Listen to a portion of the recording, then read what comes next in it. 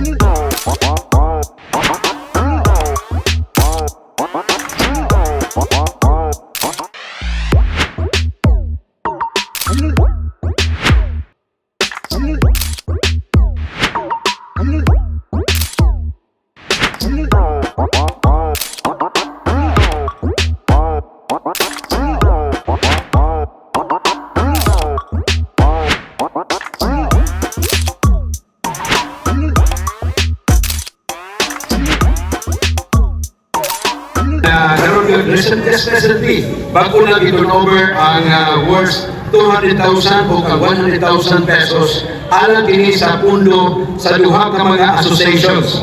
Ang association sa CFA association o ang association sa Sada Kafia, no? Dini sa Barangay Kanatan, CFA, Kanatan Farmers Association. Kanatan Farmers Association. Naglungtang siya, pila na ni katuig nag-exist? Since 2014. 2014, buot pa sa po, karoon 2025, pila na katuig? 14 years. 14 years. Sa maong ginugayon sa itong pag-exist isip association, doon na ba na-experience nga murag nag-lisod ang inyong association? Dagan. Sama pa nakita? Sama sa pagpadagan sa panginabuhian sa mga Okay. Sa inyong pagpadagan, usa man particular, usa ang inyong murag na sinati ng mga problema? financial problem tungkol sa kamahal sa mga palilitod sa kaluma. Tama sa abuno, medisina o sa mga labor cost na nagtapos sa mga dako kayo, taas kayo. So, sa maong sitwasyon, dako kayo inyong suliran kay mahal ang mga farm inputs. O niya panahon sa pag-harvest, barato ang atong presyo. Barato, halos po kayo. Halos pa ngayon. Yung isang sako, didakan ba? Sa kamarada, plus pa ng deduction. Number one, yun ang problema. Tanan-tanan mga mukini, number Kung one. sa inyong nahimo i-come up na mga solusyon sa mga problema? Nakita na mo na may mga programa sa gobyerno o sa programa sa mga tao na gusto mong tabang. So, i-grab ng mga opportunity para makakuhaan ng mga programahan. Eh, para lang makatabang po ng mga mag-uuma na ito. Eh, porque magdaghanag yun eh. Okay. Ang member ko na rin safety, Kanatan Farmers Association, 160 may kapag member. Ka mga pamilya. Kapa mga pamilya pa rin. Okay. Yeah. So, Matagkaroon nun niya, na tama sa pag mananong na tanang umay, sa isang katuig, kanuha pa mo tanong, kanuha po ta magproblema sa mga financial problem niya. kung yan, napay tayo, napay panahon, may kumusbaha. Mahigos pa. Mm. Organization.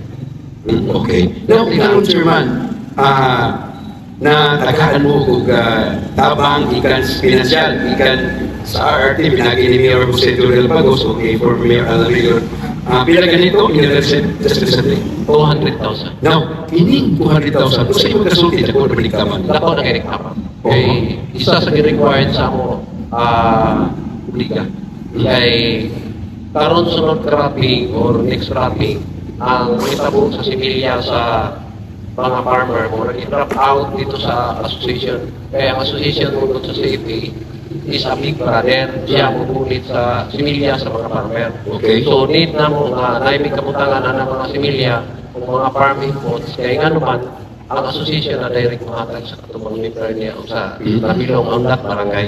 Bukod ba nasabot, ang katong 200,000, magbuhat mo buliga. Oo, O buliga. kanila ni Sergio Rilampagos kang Sir Alan William. Salamat. The first time na niabot sila diri sa Asuncion, napagtabang sa mga mag-uma, ako naginig tabang ng 200,000 para sa mga farmer. Ikatulo, sila lang ang akong met nga mga kaming politics nga musulod sa atuang gobyerno sa probinsya na itabang sa mga mag-uumagin na to. Niya, door to door.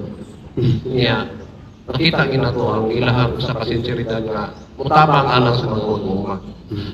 Sa mga member po na ako, padayon lang eh. Kay nga naman, na ako, dili lang sila ang gidala ng daghan. Kining association 160 nila yung dalawa.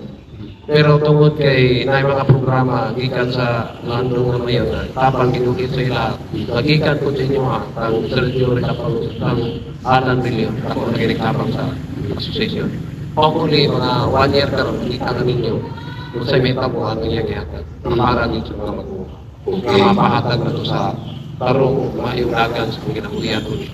Okay. Sara na sa akong ipromise sa ila nga hatag na sa tarong. Andrea San Vicente, Dunya Andrea o Kabaywa Kabaywa.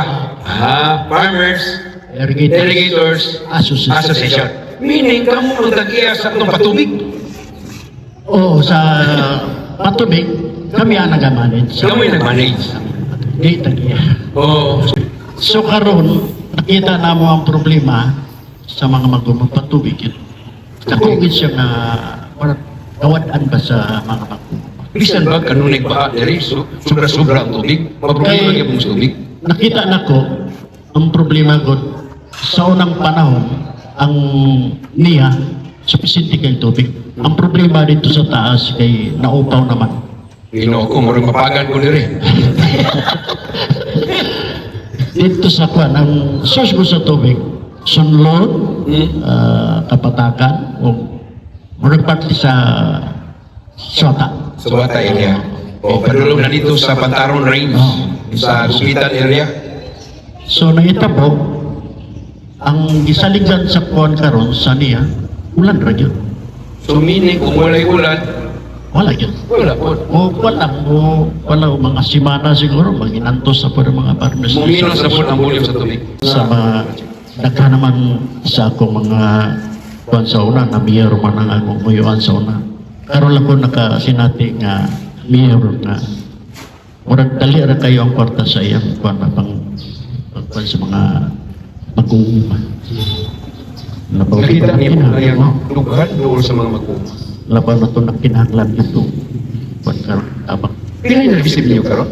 Ha? Pila yung na-receive karon sa pagkaroon? 100. 100,000. Tanong niyo mo, pila yung 100,000 dako na pagtabang ninyo?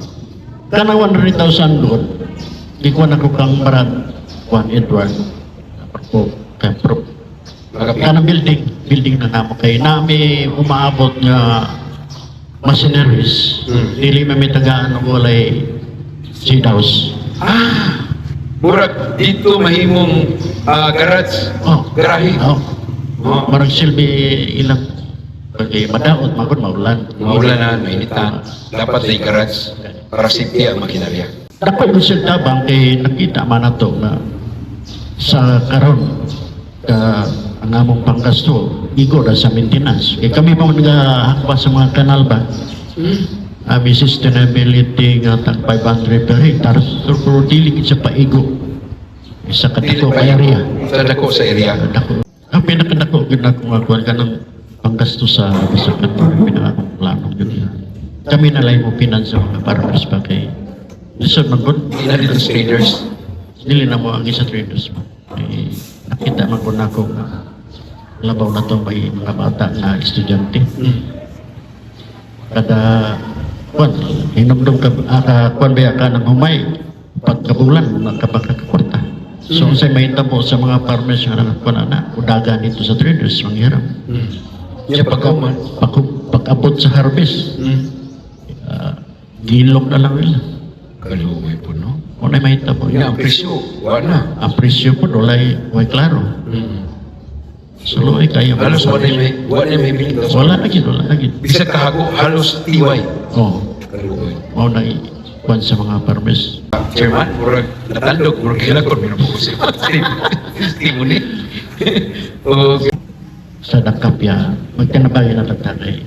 Karang panahon na kinahanglan yun ng bayanihan, dili pwede magkanya-kanya kay mabota sa panahon kaya wala gid matiti sa itong ginaguan kung bang kanya-kanya ta. Abi ni mo pwede si Mayor Relampagos. Bilib ko sa kaya nakita na ako dito sa Mahayag. Apil man ko dito. Dili bukat sa iyang kwarta mo rin. Walang sa iya. Kaya mo ba mo mingaw ka 50 ka? 60 ka? Murag na sa sabungan ba nga ko? Wala po. Bilibag ba? Dapat ito sa bahay, no? Dito sa Mahayag. Mahayag. Naglingkod sa bangko. 50 ka. 60 ka. 100 ka. 100 ka. Ang nilo Ay, 100 ako. Ibo 100. Okay. Ang gani. Oo. Nindot unta ko na rin mga kwan sa Murag- gobyerno ba, mga politiko. Nindot, no? Apo lang ka na, madayo na ang iyang mga plano sa kinabuhi. Madam Ikaw man Politiko. si Mayor Portrillo, mga kwan po sa iyo. Mga plano. Dili man sila mabulahan ng mga kwan man. Katawa. Okay, Chairman. Kailan ko appeal sa imo. Sa imo, mahayag. Ang akong kwan lang, transparent ako. Akong mga sakop. Kinahanglan niya ko. Kanang Diyos na nga pagkwan sa pagkatiman sa atong naglaw-adlaw na kwan sa atong asosasyon pero o lambo ato sa ato. Kaya dili man para sa ato ang sa sumsunod pa nato. So, ano na lang siguro. Sige. Mayong hapon. Atong punto niya, kaya murag katuluon ng mga Salamat kayo, congratulations sa 100,000 pesos, ha? O, katulad mong kasabat ka niya, 200 po niya, ha? Okay. So, salamat kayo, congratulations.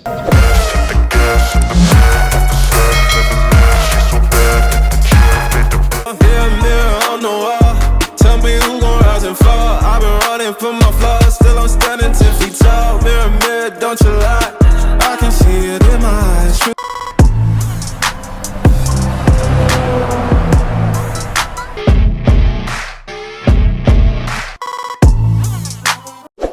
Watch our podcast and subscribe for more.